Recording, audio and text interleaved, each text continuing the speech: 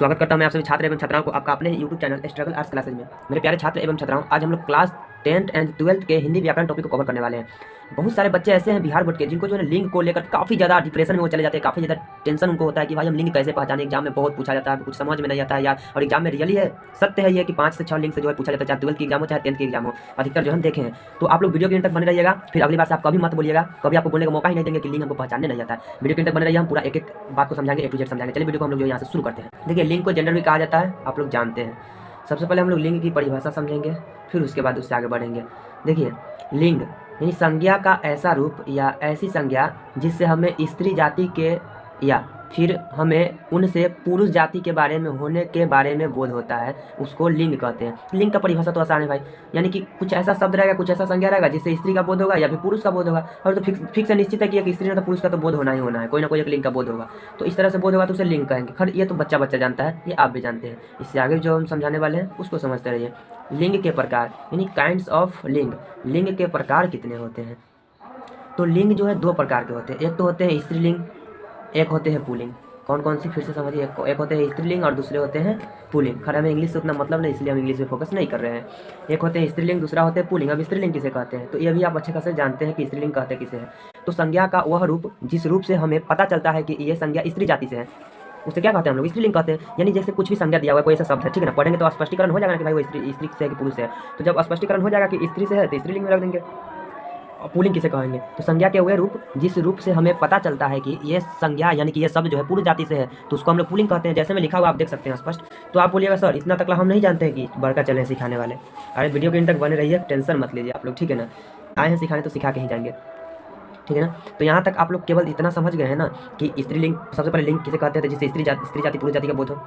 लिंग दो प्रकार के होते हैं, स्त्रीलिंग और पुल्लिंग। ये एग्जाम में बड़ा पूछता है लिंग के प्रकार, क्योंकि आप लोग यहीं पर गलती कर लेते हैं। एग्जाम में ऑब्जेक्टिव में पूछता है लिंग कितने प्रकार के, तो आप लोग 3 लगा के भागाते हैं। अधिकतर बच्चा 3 लगा देता है। 3 नहीं होता है भाई, आपको समझना पड़ेगा।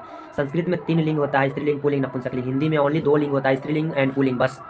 एग्जाम में तो सबसे पहले आप लोग को 4 ऑप्शन आता है, स्त्रीलिंग पुल्लिंग नपुंसकलिंग, इनमें से कोई नहीं। तो आप लोग सबसे पहले डी ऑप्शन को हटा दीजिएगा, सी ऑप्शन को हटा दीजिएगा, जो सी में रहता है कि इनमें से नपुंसकलिंग। तो दोनों को ऑप्शन को हटा दीजिए, बचा ए में स्त्रीलिंग और बी में बचा पुल्लिंग। तो इसी दोनों में से कोई ना कोई एक सही होता है, इसी दोनों में से कोई ना कोई एक को पहचानना पड़ता है, ठीक है ना। चलिए, तो 2 में से आपको पहचान लेना है। और हम लोग जो है यहाँ से मेन पॉइंट पाते हैं, इतना तो बच्चा बच्चा जानता है स्त्रीलिंग पुल्लिंग। हम मेन पॉइंट पाते हैं कि स्त्रीलिंग कैसे पहचानेंगे, कोई शब्द को देख करके कि स्त्रीलिंग ही होगा, हम कैसे पहचानेंगे कि पुल्लिंग ही होगा। तो अब उसी पॉइंट पे हम आते हैं। यहाँ पर हम लिखे हुए हैं स्त्रीलिंग एवं पुल्लिंग की पहचान। भाई हम लोग कैसे पहचान करेंगे कि स्त्रीलिंग है और कैसे पहचान करेंगे कि पुल्लिंग है? बहुत आसान तरीका है। देखिए, हम आप लोगों के लिए कितना मेहनत करके कहाँ से लाए हैं।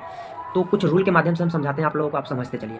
रूल नंबर पहला है, रूल मतलब नियम बोल सकते हैं। पर्वतों के नाम को पुल्लिंग के अंतर्गत रखा गया है। यानी दुनिया के किसी भी पर्वत की आप नाम ले लीजिए, चाहे कोई भी पर्वत हो, किसी भी पर्वत, हिमालय पर्वत, अरावली पर्वत, नीलगिरी पर्वत, कोई भी पर्वत हो, सब पर्वत पुल्लिंग होते हैं, ठीक। कोई भी पर्वत का नाम दे दें, तब आपसे पूछे इसका लिंग बताइए, आप पुल्लिंग में रखिए, बिना बेझिझक के, बिना टेंशन लिए हुए।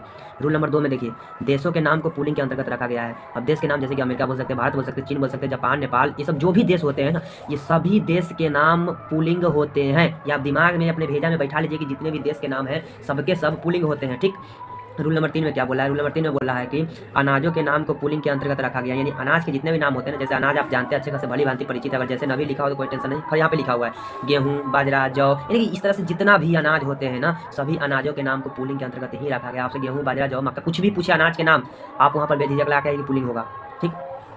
आगे देखिए, रूल नंबर 4 में हिंदी के महीनों के नाम को पुल्लिंग के अंतर्गत रखा गया है। अब आप अच्छा खासा भली भांति परिचित है कि हिंदी का महीना जो जनवरी फरवरी नहीं होता है, अपने भेजा से निकाल दीजिए कि हिंदी का महीना जनवरी फरवरी होता है। हिंदी का महीना तो चलता है चैत्र, बैसाख, जिसको चैत्र को चैत कहा जाता है। चैत्र ये तत्सम रूप है और चैत्र तद्भव रूप है, ठीक है ना। बैसाख, जेठ, आषाढ़, आश्विन, कार्तिक, ये सब होता है ना। तो 12 को जो महीना होता है हिंदी के, ये 12 के 12 महीना जो है ना पुल्लिंग के अंतर्गत आता है, ठीक। तो किसी भी महीना का नाम से खरे एकाध रहता है, तो किसी महीना का नाम रहे उसका लिंग पुल्लिंग ही होगा। ये रूल नंबर 4 था। और रूल नंबर 5 को देखिए, रूल नंबर 5 में क्या बोल रहा है? रूल नंबर 5 में बोला है दिन के नाम को पुल्लिंग के अंतर्गत रखा गया। सोमवार, मंगलवार, बुधवार, गुरुवार, शुक्रवार, शनिवार, रविवार, ये जितने भी दिन के नाम होते हैं ना, ये सभी दिन के नाम को पुल्लिंग के अंतर्गत ही रखा गया। इस बात को आपको दिमाग में रखना है, ठीक है ना। और फिलहाल हम पुल्लिंग का कॉन्सेप्ट बता रहे हैं, इसके बाद स्त्रीलिंग का कॉन्सेप्ट बताएंगे, ठीक है ना। आगे देखिए, आगे समझिए इससे। जल स्थलों के नाम को पुल्लिंग के अंतर्गत रखा गया। यानी जितने भी जल स्थल होते हैं ना, यहाँ पर अगर जैसे नभी लिखा हो तो हम पहले आपको समझा, टेंशन नहीं लीजिए। केवल आपसे कुछ भी पूछेगा तो वहाँ निश्चित ही रहेगा कि फलना जल स्थल, चिन्ना जल स्थल, इस तरह से, तो आप उसको पुल्लिंग में ही रखिएगा। देखिए, वहाँ पर कुछ जल स्थल के नाम दिया हुआ है, सागर उगर के नाम, चाहे तो आप वहाँ पर कर सकते हैं, लिख सकते हैं। रूल नंबर 7 में देखिए क्या बोल रहा है, विभागों के नाम को पुलिंग के अंतर्गत रखा गया है। जैसे जल विभाग होता है, विद्युत विभाग होता है, ये सब जो भी विभाग होते हैं ना सब पुलिंग होते हैं, ठीक है ना। रूल नंबर 8 में देखिए क्या बोल रहा है, और रूल नंबर 8 को आप VVI कर लीजिए, और इसका जो नोट बताएंगे उसको VVI कर लीजिए। VVI बहुत इंपॉर्टेंट है। तो ग्रह नक्षत्रों के नाम को पुलिंग के अंतर्गत रखा गया है। जैसे कि मृगशिरा नक्षत्र हो गया, विशाखा नक्षत्र हो गया, या फिर सभी ग्रह, या फिर जो भी ग्रह होते हैं ना, जितना भी नक्षत्र होते हैं, आप अनेकों ग्रह के नाम जानते हैं, शुक्र ग्रह, शनि ग्रह, पता नहीं क्या क्या जितने भी ग्रह होते हैं, सभी ग्रह एवं सभी नक्षत्र जो भी होते हैं सबके सब पुलिंग होते हैं। ये आप गांठ बांध के रख लीजिए। किंतु एक नोट को ध्यान में रखिए। अभी हम बोले हैं कि सभी ग्रह सभी नक्षत्र सबके सब पुलिंग होते हैं, किंतु एक नोट को ध्यान में आप लोग को रखना है कि पृथ्वी ही एक मात्र ऐसी ग्रह है जो पुलिंग के अंतर्गत नहीं बल्कि स्त्रीलिंग के अंतर्गत आती है अपवाद में। इस बात को आपको ध्यान में रखना है और एग्जाम में बार बार पूछा जाने वाला ये प्रश्न, ठीक है ना, कि निम्नलिखित में ऐसी कौन सी ग्रह है जो अपवाद में जो है पुलिंग नहीं बल्कि स्त्रीलिंग होते हैं। तो याद रखिएगा पृथ्वी है। प्रश्न किसी भी तरह से पूछे याद रखिएगा पृथ्वी जो है अपवाद में यह स्त्रीलिंग होता है, बाकी जितने भी नक्षत्र ग्रह है सबके सब पुलिंग होते हैं। कोई दिक्कत आप लोगों को यहाँ तक 8 नंबर रूल तक कोई दिक्कत नहीं। चलिए रूल नंबर 9 को समझिए। रूल नंबर 9 में क्या बोल रहा है, रूल नंबर 9 बोल रहा है पेड़ों के नाम को पुलिंग के अंतर्गत रखा गया है। पेड़ के नाम बोल रहे हैं, पेड़ के फल नहीं बोल रहे हैं। अगर यहाँ पर फल लिखा हुआ है कोई नहीं, फल भी पुलिंग ही होता है, किंतु कुछ फल जो है स्त्रीलिंग होता है। लेकिन पेड़ की हम नाम की बात करें, जैसे नीम की पेड़, आम के पेड़, अमरूद की पेड़, ये सब जो भी पेड़ की बात करें हम, पेड़ जो होते हैं सबके सब पुलिंग होते हैं। अगर आप लिख रहे हैं तो वीडियो को रोक करके जैसे में लिखिएगा तो लिखिएगा नीम के पेड़, आम के पेड़, अमरूद के पेड़, ऐसे याद रखना, ठीक है। जितने भी पेड़ के नाम होते हैं सबके सब पुलिंग होते हैं। अभी तक वहाँ पर हम पुलिंग के कॉन्सेप्ट बताएं, यहाँ पर कुछ ऐसा कॉन्सेप्ट है जिसमें अकारांत, इकारांत, उकारांत ये सब शब्द की बात है। अब आप लोग तो भली भांति जानते होंगे अकारांत, इकारांत, उकारांत का मतलब क्या होता है। अगर नहीं जानते हैं तो टेंशन मत लीजिए, ज़्यादा डिप्रेशन में नहीं जाइए, समझ में आ जाएगा बहुत ही जल्द। देखिए क्या लिखे हैं, प्रायः अकारांत, आकार नहीं है, अकारांत है, आ नहीं है, अकारांत, हर्ष इकारांत, हर्ष उकारांत शब्द पुलिंग होते हैं। यानी कि इसको हम संक्षेप में थोड़ा समझाते हैं, आगे का नोट के माध्यम से समझाए हुए हैं। अकारांत का मतलब होता है से अंत होने वाला, यानी कोई शब्द बोलते हैं ना, अकारांत, इकारांत, उकारांत कुछ भी हो तो इसका मतलब है से अंत होने वाला। कोई शब्द बोलते हैं अंतिम में जिस भी अक्षर से अंत होता है ना वही उसका जो है रांत हो जाता है। यानी कि जैसे देखिए हम बोलेंगे अब राम अंतिम में क्या है, म, और म में क्या आ रहा है, आ रहा है, तो आ रहा है तो ये अकारांत हो गया। अब बोलेंगे जैसे मान लीजिए बोलेंगे कवि में आप जानते हैं कि वी हर्ष होता है, और कवि क्या आ रहा है, वी में ई आ रहा है, तो अंतिम में ई से खत्म हुआ तो ये इकारांत हो गया। इस तरह से उसी प्रकार से बोलेंगे रामू, अब रामू में क्या होता है, हर्षु होता है, तो अंतिम में किससे खत्म होगा, ऊ से हुआ खत्म, तो ये उकारांत। इस तरह से कुछ भी शब्द रहे जिसकी अक्षर जो है खत्म हो, अकारांत, इकारांत, उकारांत, हर्ष इकारांत और हर्ष उकारांत, तो ऐसी स्थिति में आप जो है बोलिएगा वहाँ पर कि वह जो है पुलिंग होगा, ठीक है ना। तो हमें उम्मीद है कि आप लोगों को अकारांत, इकारांत और उकारांत समझ में आ गया होगा। अब जैसे कुछ शब्द दिया हुआ है, जैसे देखिए जग, अब जग बोल रहे हैं तो ज ग, अब ग में क्या आ रहा है, बोलने से ग आ रहा है, तो इसमें आ रहा है यानी कि अकारांत से खत्म हुआ है, तो जग जो है यह पुलिंग हो जाएगा। उसी प्रकार देखिए जीव अंतिम में क्या है, व, जी व, व में जो है आ रहा है तो ये भी जो है पुलिंग हो जाएगा। उसी प्रकार मन हो गया, संसार हो गया, शरीर हो गया, तन धन कवि। उसके बाद देखिए कवि बोल रहे हैं तो अंतिम में वी यानी कि इसमें ई आ रहा है छोटी ई, इसलिए भी पुलिंग होगा। उसी प्रकार देखिएगा ऋणी, मुनि, साधु, ध्वज, जंतु, ये सब जितना भी बताया है ना सबके सब जो है पुलिंग शब्द के अंतर्गत आते हैं, किंतु इसमें कुछ अपवाद भी हो सकते हैं, ऐसा नहीं कि अपवाद नहीं मिलेगा। तो अपवाद पे ना ध्यान देकर के इस पे ध्यान दीजिए, क्योंकि अपवाद है तो 5%, 6%, 10% मिल भी जाए कोई दिक्कत नहीं है, इस पे ज़्यादा ध्यान दीजिए। एक नोट है जिस नोट को आप लोगों को समझना काफ़ी ज़्यादा जरूरी है। नोट बोल क्या रहा है, नोट बोल रहा है प्रायः कहने का तात्पर्य यह है कि इसमें 10% अपवाद भी हो सकते हैं, वही बात बताएं। अब देखिए इसमें और आगे अकारांत, इकारांत, उकारांत का मतलब से अंत होने वाला। इस बात को आपको हम पहले ही समझाएं कि इसका मतलब होता है से अंत होने वाला। मतलब क्या होगा, मतलब होगा इसका, यानी कहने का क्या मेरा मतलब है, कहने का मतलब जिन शब्दों का अंत जो है ना अ से, छोटी ई से, छोटी ऊ से हो उसी को बोलते हैं, ठीक। अब तक कोई दिक्कत नहीं है।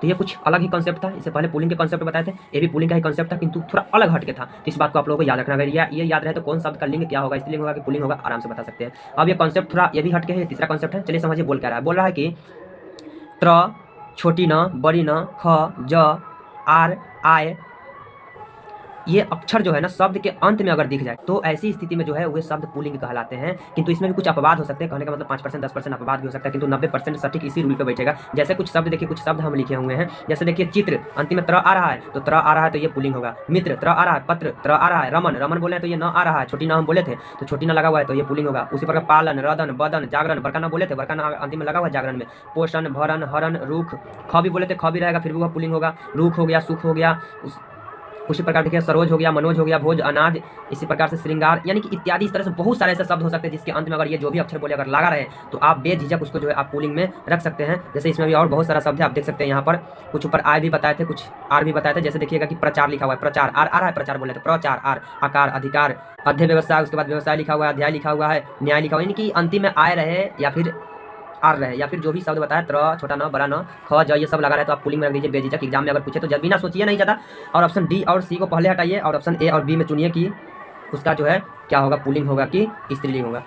देखिए हम आपको पहले ही बोले कि इसमें कुछ अपवाद भी हो सकता है। जैसे देखिए कुछ अपवाद में भी कुछ लिखे हुए हैं। अभी अभी आपको हम बताएं कि ख, त्र, ज, आर, आई सब लगा रहता है तो जो है कि वो क्या होता है, पुल्लिंग होता है। किंतु अभी अभी देखिए कुछ अपवाद में भी हम बता रहे हैं कि ये जो शब्द होते हैं कुछ अपवाद में कि स्त्रीलिंग ही होते हैं। इसलिए इस शब्द को आप लोग क्या करना है, दिमाग में रखना है। वहाँ पर सीधे जाकर लगा मत दीजिए कि सर जी बोले थे कि ये लगा रहेगा। तो कुछ अपवाद में स्त्रीलिंग भी होता है। जैसे देखिए थकन, लगन, चीख, भीख, उसका देखिए मौज, खाज, लाज, खोज, पुकार, आ रहा है पुकार बोले तो, जय जयकार, आ रहा है, हाय आय आ रहा है इसमें, गाय, राय, हार, हुंकार, बौछार, ये सब जो है अपवाद में जो है ये सब स्त्रीलिंग होते हैं। तो आपको लोगों को क्या करना है, इसको ध्यान में रखना है, नहीं तो फिर आप लोग गलती कर लीजिएगा, ठीक है ना। चलिए आगे बढ़िए और आगे इसको समझिए। कॉन्सेप्ट कुछ ये अलग है। चौथा है देखिए, प्रायः रत्नों, धातुओं एवं द्रव्यों के नाम पुल्लिंग होते हैं। यानी कुछ ऐसे रत्न होते हैं, कुछ ऐसे धातु, कुछ ऐसे द्रव्य होते हैं जिसका नाम सदा जो है पुल्लिंग में ही रहता है, किंतु इसमें भी कुछ अपवाद हो सकते हैं, ठीक है ना। जैसे देखिएगा पुल्लिंग में देखिएगा, अभी हम पुल्लिंग के बता रहे हैं, ठीक है ना। अभी अपवाद नहीं बता रहे हैं, अभी पुल्लिंग की बता रहे हैं, द्रव धातु रत्न के नाम। जैसे देखिएगा हीरा हो गया, पुखराज हो गया, पन्ना हो गया, नीलम हो गया, उसके बाद लाल हो गया, उसके बाद जवाहर लिखा हुआ है, मूंग लिखा हुआ है, मोती हो गया, सोना, पीतल, तांबा, लोहा, कांसे, सीसा, एल्युमिनियम, प्लेटिनम, यूरेनियम, टीन, जस्ता, पारा, पानी, जल, घी, तेल, सोडा, दूध, दही, शरबत, रस, जूस, काढ़ा, कहवा, कोका, जलजीरा इत्यादि। अब देखिए इसमें कुछ ऐसे शब्द जो एग्जाम में बार बार पूछे जाते हैं, बहुत इंपॉर्टेंट है। जैसे कि आप लोगों को इसमें से याद रखना है हीरा, हीरा का जो है लिंग क्या होगा, तो पुल्लिंग होगा, हीरा हो गया। घी याद रखना है, मोती याद रखना है, सोना तो हर हाल में याद रखना है। तो ये कुछ ऐसे 3-4 हैं जो एग्जाम में ज़्यादातर पूछे जाते हैं, तो ज़्यादा इसको याद रखिएगा, ठीक है। सबके सब पुल्लिंग है, किंतु इसमें कुछ अपवाद भी होते हैं, तो कुछ अपवाद भी देख लीजिए। यानी हम तो बोले हैं कि ये धातु रत्न ये सब द्रव्य के जो भी नाम है पुल्लिंग होते हैं, किंतु कुछ अपवाद में स्त्रीलिंग भी होते हैं। जैसे देखिए सीपी, मणि, रति, चांदी। अब देखिए अभी भी सोना बताए हैं कि पुल्लिंग होते हैं, चांदी स्त्रीलिंग होते हैं। आप लोग को याद रखना है, अब ये दिमाग में नहीं लाए कि जो है इस सोना का प्रयोग स्त्री करती स्त्रीलिंग होगा, ऐसा कुछ बात नहीं है। सोना जो है पुल्लिंग होगा, चांदी स्त्रीलिंग होगा, आपको इसको याद रखना पड़ेगा हर हाल में, ठीक है ना। मध, शराब, चाय, कॉफी, लस्सी, छाछ, शिकंजी, स्याही, बूंद, धारा, ये जितना भी है सबके सब स्त्रीलिंग होते हैं, ठीक है ना। तो आपको क्या करना है, इसको भी आप वीडियो चाहे तो रोक के कॉपी में नोट कर सकते हैं, इसको याद भी कर सकते हैं आप, कोई दिक्कत नहीं है, ठीक है ना। अब कुछ यहाँ पर हम कुछ जरूरी बात बता रहे हैं, इसको आपको लोगों को ध्यान में रखना है ताकि आप लोगों को ज़्यादा रटने की जरूरत ना पड़े। आप चाहते हैं कि हमें सर ऐसा कुछ बताइए कि हमें रखना ना पड़े, तो आपको इसको ध्यान में रखना है। देखिए दही या दही से बने जितने भी पदार्थ होते हैं वे सभी पुल्लिंग के अंतर्गत आते हैं। यानी चाहे दही की बात कीजिए, चाहे दही के द्वारा जो भी पदार्थ बनाया जाता है ना, वो सबके सब पुल्लिंग के अंतर्गत आते हैं, किंतु इसमें कुछ अपवाद भी होते हैं। जैसे लस्सी हो गया, छाछ, छाछ नहीं समझते जिसको मट्ठा आप लोग बोलते हैं, ये दोनों स्त्रीलिंग होते हैं, ठीक है ना। अभी हम बोले कि दही एवं दही से बने जितने भी पदार्थ होते हैं वो सबके सब क्या होते हैं, वो सबके सब पुल्लिंग के अंतर्गत आते हैं, किंतु मात्र लस्सी और छाछ यानी कि मट्ठा ये दोनों केवल स्त्रीलिंग होते हैं, ठीक है ना। तो आप लोगों को ये दो बात को ध्यान में रखना है कि बाकी ये कॉन्सेप्ट याद रखिए कि दही या दही से बने जो भी पदार्थ सब पुल्लिंग, और खाली अपवाद में स्त्रीलिंग लस्सी और छाछ की याद रख लीजिए कि स्त्रीलिंग होते हैं, बस हो गया। आगे देखिएगा अब इससे आगे ये कुछ नोट है जो जरूरी है, पीछे हम कुछ नोट बता है, यहाँ पर 3 लिखा हुआ है, चूंकि पीछे कुछ नोट बता है इसलिए यहाँ पर सीरियल नंबर से लिखे हुए हैं। नोट बोल क्या रहा है, नोट सबसे ज़्यादा इंपॉर्टेंट है ना। जब हमारे हिंदी भाषा के शब्दों को स्त्रीलिंग एवं पुल्लिंग में बांटा, यानी कि बांटा मतलब विभाजित करना होता है, बांटा यानी कि विभाजित किया जा रहा था, तो विद्वानों ने, यहाँ पर विद्वान गलती लिखा हुआ, ठीक है, तो विद्वानों ने शायद स्त्रीलिंग एवं पुल्लिंग पहचानने की एक थीम रखी, यानी कि एक हिंट्स रखी, एक लॉजिक बता दिया कि आप लोग जो ऐसे ऐसे पुल्लिंग और स्त्रीलिंग पहचान सकते हैं। अब वो कौन सी लॉजिक है, कौन सी थीम है, चलिए समझते हैं। रूल नंबर पहला देखिएगा, कुछ अलग ही कॉन्सेप्ट है, इसलिए हम रूल नंबर 1, 2, 3, 4 फिर से रूल शुरू कर दिए हैं। जैसे देखिएगा बोल क्या रहा है, बोल रहा है कि जो चीज़ हमारी मोटी, भारी, खुरदरी, भद्दी या कष्ट पहुंचाने वाली ऐसी प्रकृति की होती है वह सभी हमारी पुल्लिंग में रखी गई है। यानी कुछ ऐसे भी दुनिया में चीज़ होते हैं जो काफ़ी ज़्यादा भारी होती है, काफ़ी ज़्यादा खुरदरी यानी अजीब सा लगती है, खुरदरी होती है, मोटी होती है, भद्दी सा भद्दा सा देखने में लगता है, कष्ट पहुंचाने वाला होता है, सबके सब जो है ये पुल्लिंग के अंतर्गत रखा गया, ठीक है ना। जैसे देखिए लट्ठा, और लट्ठा क्या होता है, इसके एक वाक्य के माध्यम से समझते हैं। लट्ठा भारी होता है, ये थोड़ी बोलते हैं लट्ठा भारी होती है, लट्ठा भारी होता है ऐसे बोलते हैं, तो ये पुल्लिंग हो गया। जैसे दिन, देखिए तो दिन हम क्या होता है, दिन बड़ा भागमभार होता है, यानी कि दिन बड़ा कष्ट पहुंचाता है, यानी कि दिन भर हम लोग क्या रहते हैं, तबाह रहते हैं। अब इस समय कष्ट मिल रहा है कि नहीं मिल रहा है, तो जिस समय कष्ट मिले, जिससे काफ़ी ज़्यादा कष्ट मिले, जो काफ़ी ज़्यादा मोटा हो, खुरदरी हो, अजीब सा दिखने में लगे, वो सबके सब जो है पुल्लिंग के अंतर्गत आता है। जैसे जीवन को देख लीजिए, अब जीवन से हमें कष्ट मिलता है कि नहीं, जीवन भर क्या होता है, पूरे जीवन भर इंसान जो है कमाई के पीछे भागता रहता है, कष्ट रहता है, सारी जिंदगी रहता है कि नहीं, तो जीवन से भी हमें दुख मिलता है। तो इसलिए जो है जीवन हो गया, दिन हो गया, लट्ठा, ये सबके सब पुल्लिंग पहचानने का बहुत अच्छा लॉजिक, बहुत अच्छा हिंट्स है, ठीक है ना। जिससे हमें कष्ट मिले वो सबके सब पुल्लिंग होता है, जिससे हमें सुख मिले वो स्त्रीलिंग होते हैं, उसका भी नहीं गया पुल्लिंग पे, ठीक है ना। तो यहाँ तक आप लोगों को कोई दिक्कत नहीं है, हमें उम्मीद है। चलिए रूल नंबर 2 को देखिए, रूल नंबर 2 में क्या बोला है। रूल नंबर 2 में बोल रहा है कि जो चीज़ हमारी स्लिम यानी पतली, सुकून पहुँचाने वाली होती है, वो सभी चीज़ों को स्त्रीलिंग में रखी गई है। यानी कि जो पतली होती है, जिससे हमें सुकून मिलता है, सुख मिलता है, वो सबके सब जो है स्त्रीलिंग में रखी गई है। जैसे कि देखिएगा लाठी, अब ये थोड़ी बोलते हैं कि लाठी जो है कि मोटा होता है, ये बोलते हैं लाठी पतली सी होती है। अभी हम बोलेंगे जो चीज़ पतली होती है, स्लिम यानी कि पतली होती है, सुकून पहुंचाने वाली, वो सबके सब स्त्रीलिंग होती है। जैसे रात, अब देखिए रात को क्या होता है, हम लोग काफ़ी ज़्यादा सुकून मिलता है, पूरा थक लाइएगा, दिन भर रात के आइएगा, सो जाइएगा, आहा क्या आराम मिला है यार, इस तरह से बोलते हैं ना, तो रात को हमें सुकून मिलता है। तो रात इसलिए क्या है, स्त्रीलिंग, यानी जिससे हमें सुख मिले वो स्त्रीलिंग। सुख हमें किससे मिलता है, स्त्री से मिलता है ना, तो जिससे हमें सुख मिले वो स्त्रीलिंग। मृत्यु, देखिए इंसान मर जाता है तो क्या होता है, उसे सुख मिलता है, मर गया उसका काम खत्म, अब उसे सुख मिला तो इसलिए वो क्या हो जाएगा, स्त्रीलिंग हुआ। जिससे हमें सुख मिले वो स्त्रीलिंग, जैसे लाठी हो गया, रात हो गया, मृत्यु हो गया, सबके सब क्या है, स्त्रीलिंग के अंतर्गत। अब इसी का आधार पर आप बताइए कि सूरज क्या होगा, जो आसमान में उगता है, बोलिएगा सर सूरज से तो बड़ा धूप मिलता है, एकदम कटकटवा उगता है, तो उसको हम लोग रख देंगे पुल्लिंग में। अब बोलेंगे चांद क्या होता है, बोलिएगा सर चांद तो स्त्रीलिंग होगा, क्योंकि वो ठंडे ठंडे उगती है, बड़ा सुकून भी मिलता है उससे। सही बात है आपका, ठीक है ना। चलिए अब हम लोग इससे आगे समझते हैं, वीडियो को छोड़कर जाइएगा मत, निराश मत होइए। कॉन्सेप्ट ना समझ में आए तो टेंशन मत लीजिए, चलिए इससे आगे समझते हैं, जरूर समझ में आएगा। देखिए रूल नंबर 3 में क्या बोला है, जितने भी शब्दों के अंदर ताकत या शक्ति दिखाई दे, शक्ति का अनुभव हो, दिखाई तो नहीं देता है, शक्ति का अनुभव हो, वे सारी शब्द स्त्रीलिंग के होते हैं। यानी कि कुछ ऐसे शब्द होते हैं जिनके अंदर ताकत या शक्ति का अनुभव होता है, तो सबके सब क्या होते हैं, वो सबके सब जो है स्त्रीलिंग होते हैं। जैसे कि देखिए पुलिस, अब पुलिस के पीछे ताकत होती है कि नहीं होती, शक्ति होती है कि नहीं, आप बोलिएगा होता है सर। सेना, सेना के पीछे ताकत होती है कि नहीं, तो ये सबके सब जो है स्त्रीलिंग के अंतर्गत। फौज, फौज के पीछे भी ताकत होती है। सरकार, सरकार होती है, ये थोड़ी बोलते हैं हम लोग सरकार होता है, सरकार होती है बोलने को बोल देता है गाँव देहात वाला की बात, लेकिन सरकार होती है, स्त्रीलिंग है सरकार, ठीक है ना। एग्जाम में पूछने वाला सबसे ज्यादा है, ठीक है ना, ज्यादा नहीं पूछा जाता है सरकार का लिंग, तो सरकार जो है स्त्रीलिंग है, ठीक है ना। कार्यपालिका हो गया, उसके बाद संसद हो गया, राज्यसभा, विधानसभा, विधान परिषद, अनेकों इस तरह से एग्जाम्पल हो सकते हैं, इत्यादि इत्यादि। इसमें रूल नंबर 4 में बोल रहा है, यदि संज्ञाओं के अंत में त्व, पा, पन प्रत्यय लगा हो तो वे सभी शब्द प्रायः पुल्लिंग होते हैं, ठीक है ना। क्या बोल रहा है समझिए इस बात को फिर से, यानी कोई सा भी शब्द दिया रहेगा, ठीक है ना, कोई सा भी शब्द होगा और उस शब्द के अंत में अगर ये प्रत्यय लगा रहेगा, आप जानते हैं प्रत्यय अंत में होता है, और कौन कौन से प्रत्यय की बात हो रहा है, तो त्व, पा, पन, ये सब में से अगर तीनों में से कोई भी प्रत्यय अगर शब्द के अंत में लगा रहा है, तब आपसे पूछे बताइए शब्द कौन सी संज्ञा है, तो आप बेझिझक वहां पर लगा दीजिए कि यह शब्द जो है पुल्लिंग संज्ञा है, ठीक है ना। या फिर ऐसे भी एग्जाम में पूछा जाता है कि त्व जो यह प्रत्यय है यह किस लिंग के अंतर्गत आता है, तो यह बोलिएगा पुल्लिंग के अंतर्गत। कोई भी स्त्रीलिंग शब्द में यह प्रत्यय लगा दीजिएगा तो वह पुल्लिंग बन जाएगा, ठीक है ना। चलिए आगे देखिए, अब इससे आगे जैसे इसमें कुछ जैसे देख लीजिए, फिर हम आगे बढ़ते हैं। जैसे क्या बोल रहा है, जैसे कि जैसे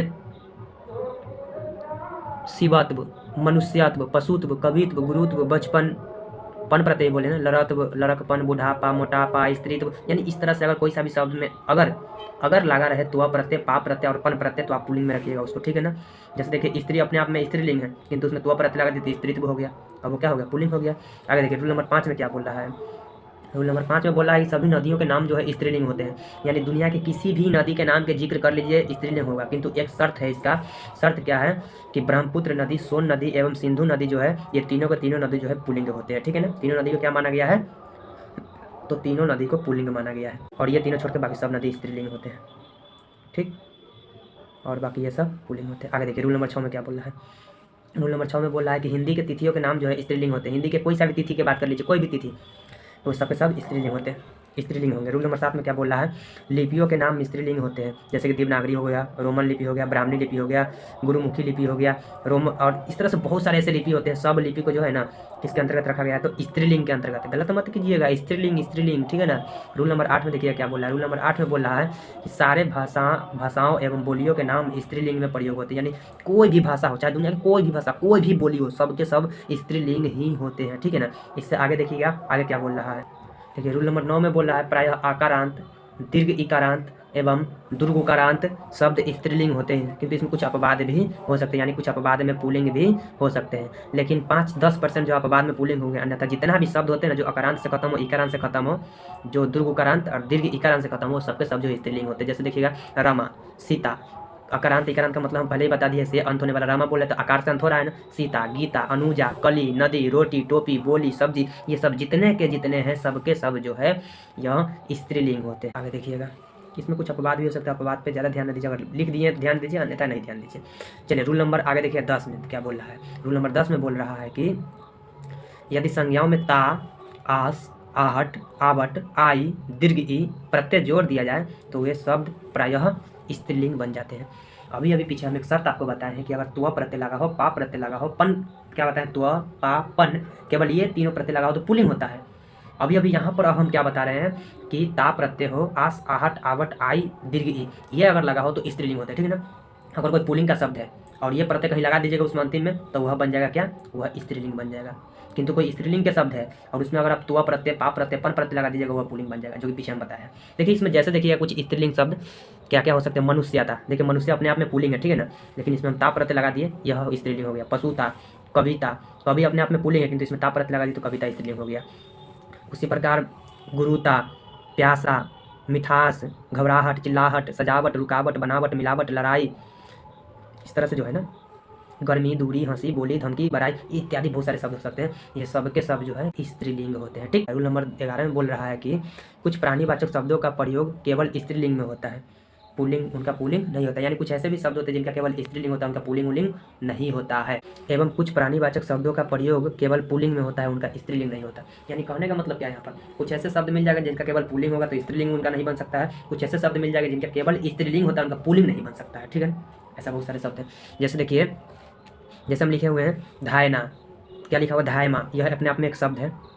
उसके बाद देखिए सौतन, धायमा नहीं समझ में आ रहा कोई दिक्कत नहीं, शब्द को याद रखिए। सौतन, सौतन तो जानते हैं ना, यह अपने आप में क्या है, स्त्रीलिंग है, इसका पुल्लिंग नहीं बन सकता है। सेना अपने आप में स्त्रीलिंग है। सरकार, पुलिस, संतान, संतति, ये जितना है अपने आप में क्या है, सबके सब स्त्रीलिंग है, इसका पुल्लिंग नहीं बन सकता है। ठीक है। रूल नंबर 12 में कुछ प्राणियों के नाम सदैव पुल्लिंग होते हैं तथा कुछ प्राणियों के नाम सदैव स्त्रीलिंग होते हैं। यानी कुछ ऐसे प्राणी जिसका नाम सदैव पुल्लिंग, कुछ ऐसे प्राणी जिसका नाम सदैव स्त्रीलिंग। पहले पुल्लिंग के बारे में जान लेते हैं, फिर स्त्रीलिंग के बारे में। जैसे देखिएगा गरुड़, बाज, पक्षी, खग, खरगोश, कछुआ, मगरमच्छ। उसका क्या लिखा हुआ है, गैंडा, गैंडा गैंडा होता है ना वही, गैंडा, चीता, मच्छर, कटमल, बिच्छू, रीछ, भालू, भेड़िया, तोता, जुगनू, ये सब के सब क्या है अपने आप में सब पुल्लिंग है। अब आपको इसमें से जो है ना कुछ कुछ बहुत इंपॉर्टेंट है, बहुत ज़्यादा। जैसे कि बाज, ये पूछता है एग्जाम में बार बार। पक्षी, ये भी पूछता है आपसे, कह दे मगरमच्छ, आपसे कह दे इसमें खटमल, आपसे कह दे तोता, ये 4-5 जो बताए हैं बहुत एग्जाम में पूछता है, तो आपको याद रखना है सबके सब पुल्लिंग है। ठीक है ना, इसका स्त्रीलिंग नहीं बनाया जा सकता है, किंतु स्त्रीलिंग इसको कैसे बना सकते हैं, जो पीछे प्रत्यय जो बताए हैं ना, कुछ स्त्री प्रत्यय बताए, कुछ पुरुष प्रत्यय भी बताए हैं, यानी पुल्लिंग कुछ स्त्रीलिंग, वो प्रत्यय यहाँ पर जोड़ दीजिएगा तो इसका लिंग चेंज हो जाएगा। किंतु ऐसे इसका लिंग चेंज नहीं होगा, ये अपने आप में पुल्लिंग है तो पुल्लिंग ही रहेगा। कुछ स्त्रीलिंग भी देख लीजिए, जैसे दीमक, चील, जूं, जो माथा में जूं होता है ना, उसके बाद मछली, मक्खी, मधुमक्खी, गिलहरी, मैना, तितली, कोयल, मकड़ी, छिपकली, चींटी, इस तरह से जो भी जो शब्द होते हैं ना सबके सब स्त्रीलिंग होते हैं। अभी अभी आपको हम बताएं क्या कि बाज जो है, बाज अपने आप में पुल्लिंग है, जबकि चील की बात करें तो अपने आप में स्त्रीलिंग है। और ये दोनों बड़ा बच्चा से जो है कन्फ्यूजन में पड़े रहता है। आज के बाद से मत बोलिएगा कि हमसे गलती हो गया है लिंग नहीं करने में, मारेंगे अच्छा पर गलत बोलिएगा ऐसे तो, ठीक है ना, नहीं बोलना है आज के बाद से ऐसा कि नहीं समझ में आता है। बाज पुल्लिंग है जबकि चील स्त्रीलिंग है। आप कभी दिमाग में कभी भी ये मत लाइएगा कि इसमें उभयलिंग लगा दे। जैसे जूं पूछेगा तो आप बोलिएगा सर जूं स्त्रीलिंग है कि पुल्लिंग, कैसे पता चलेगा होगा। तो हिंदी में ओनली स्त्रीलिंग होते हैं और पुल्लिंग होते हैं, इसमें जो है उभयलिंग नहीं होते हैं। आपको स्त्रीलिंग लगाना है नहीं तो पुल्लिंग लगाना है, उभयलिंग ऑप्शन छांट के चलिए, और इनमें से कोई नहीं जो डी रहता है उसको भी छांट के चलिए। ठीक है ना, तो इस तरह से आपको बनाना है।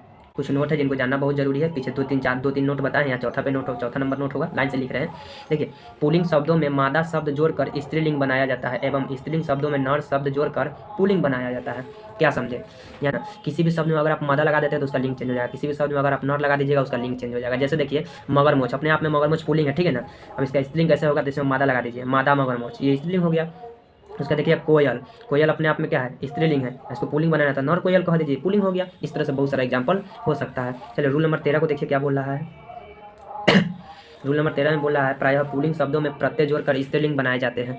यानी कुछ ऐसे पुल्लिंग शब्द होते हैं जिसमें प्रत्यय जोड़ दिया जाता है तो वह स्त्रीलिंग बन जाता है। अब कौन कौन से प्रत्यय होते हैं, चलिए कुछ प्रत्यय के बारे में हम लोग जान लेते हैं थोड़ा बहुत, ठीक है ना। जैसे देखिएगा भवन, भवन में पहले हम जान लेते हैं आनी प्रत्यय लगाकर, सब प्रत्यय पर कुछ कुछ एग्जाम्पल देख लेंगे। जैसे भवन में आनी प्रत्यय, जैसे देखिए आनी प्रत्यय लगाकर, अब भवन में आनी प्रत्यय जोड़ेंगे तो क्या बन जाएगा, भवानी बनेगा कि नहीं। इंद्र में आनी प्रत्यय जोड़ेंगे तो इंद्र से क्या बनेगा, इंद्रानी। मंत्र में आनी प्रत्यय जोड़ेंगे तो मंत्र से मंत्रानी। सेठ में आनी प्रत्यय जोड़ेंगे तो सेठ से सेठानी। गुरु में आनी प्रत्यय जोड़ेंगे तो गुरु से गुरुआनी, होगा ना इस तरह से। तो ये सब प्रत्यय अगर लगा के अगर हम बनाएंगे तो यह जो है स्त्रीलिंग शब्द कहलाएगा, ठीक है ना। और देखिए दीर्घी प्रत्यय लगाकर, पुत्र से क्या बन जाएगा, दीर्घी प्रत्यय लगाएंगे तो पुत्री। बकरा से क्या बनेगा, बकरी। देव से क्या बनेगा, देवी। बेटा से क्या बनेगा, बेटी, ठीक है ना। और देखिए इन प्रत्यय लगाकर, हर्ष ई न प्रत्यय लगाकर, जैसे सुनार से सुनारीन, इन प्रत्यय लगाकर सुनारीन बनेगा। धोबी से धोबीन, कुम्हार से कुम्हारीन, ग्वाला से ग्वालीन, बाघ से बाघीन, जमादार से जमादारीन। इस तरह से बहुत सारा एग्जाम्पल हो सकता है। इसके बाद कुछ आ प्रत्यय लगा करके देख लेते हैं। आ प्रत्यय पर भी देखिए, आ प्रत्यय पर समझते रहिए। सूत से सुत्ता, आप प्रत्यय लगाएंगे क्या होगा, सुत्ता होगा ना, सुत्त है लिखा हुआ, सुत्त लिखा हुआ, जैसे कुत्ता में रहता रहता है उसी तरह। सुत्त से सुत्ता, श्याम से श्यामा, निर्मल से निर्मला, चंचल से चंचला, ये सब जो है स्त्रीलिंग बन जाता है जैसे वो प्रत्यय लगाते हैं। जैसे ठाकुर में आइन प्रत्यय लगाइएगा तो क्या बनेगा, ठाकुर आइन बनेगा कि नहीं। ओझा में आइन प्रत्यय लगाइएगा तो क्या बनेगा, ओझाइन बनेगा कि नहीं। इस तरह से हम ज़्यादा शब्द नहीं लिख रहे हैं, एक आदमी आपको समझाने के लिए लिख रहे हैं, ऐसे आप दिमाग में रखिएगा, ठीक है ना। ई का प्रत्यय लगाकर, जैसे लेखक में आप ई का प्रत्यय लगाइएगा, हर्ष ई है और का है तो लेखक से क्या बनेगा, लेखिका बनेगा। नायक में ई का प्रत्यय लगाइएगा, नायक से क्या बनेगा, नायिका बनेगा। सेवक में ई का प्रत्यय सेविका, गायक में ई का प्रत्यय गायिका। अब इतना भी आप बुद्धू नहीं है कि यह कैसे बन जाता है, ये थोड़ा बहुत दिमाग लगाना पड़ेगा कि प्रत्यय लगाने के बाद किस तरह से उसका रूप जो है चेंज हो रहा है। उसी तरह से मति या वती प्रत्यय लगा करके देखिए, जैसे बलवान से बलवती, भगवान से भगवती, धनवान से धनवती, श्रीमान से क्या बनता है, श्रीमती बनेगा कि नहीं बनेगा। मती या वती दोनों प्रत्यय बोले, इसमें लिखा हुआ नहीं है लेकिन श्रीमान से श्रीमती भी हो सकता है। आगे देखिए ईया प्रत्यय लगाकर हर्ष ई या। देखिए बंदर से क्या बनेगा, बंदरिया। बूढ़ा से बुढ़िया। डिब्बा से डिबिया। इस तरह से समझ सकते हैं ना। तो इस तरह से बहुत सारा एग्जाम्पल हो सकता है। ये कुछ प्रत्यय बताया जिसको आपको दिमाग में रखना है, इस तरह से एग्जाम में पूछता है। तो कैसा लगा आप लोगों को ये जो एक्सप्लेनेशन हम बता रहे हैं, वीडियो कैसे लगा है? अब आज के बाद से आप मत बोलिएगा कि हमें लिंग निर्णय करने नहीं आता। इतना आप दिमाग में रखिए, आपको 10th में भी काम देगा, 12th में भी काम देगा, प्लस आगे BA में भी काम देगा। इतना विस्तार से कहीं पढ़ाया नहीं जाता जितना विस्तार से आपको हम पढ़ाएं। ये कहाँ कहाँ से नियम खोज के आपको हम बताए हैं ताकि आप लोगों को कुछ भला हो सके। तो वीडियो कैसा लगा आप लोगों को? वीडियो अगर अच्छा लगा है तो वीडियो को लाइक कर दीजिए। चैनल पर अगर आप न्यू हैं तो मेरे चैनल को सब्सक्राइब कर दीजिए और इस वीडियो को कुछ लोगों के पास शेयर भी कीजिए ताकि अगला को भी कुछ फायदा हो सके। आप जानते हैं कर भला तो हो भला। तो फिर मिलते हैं आप लोगों के साथ हम अगले वीडियो के साथ। जब तक के लिए बाय बाय मेरे प्यारे छात्र एवं छात्राओं, और जय हिंद, जय भारत, वंदे मातरम।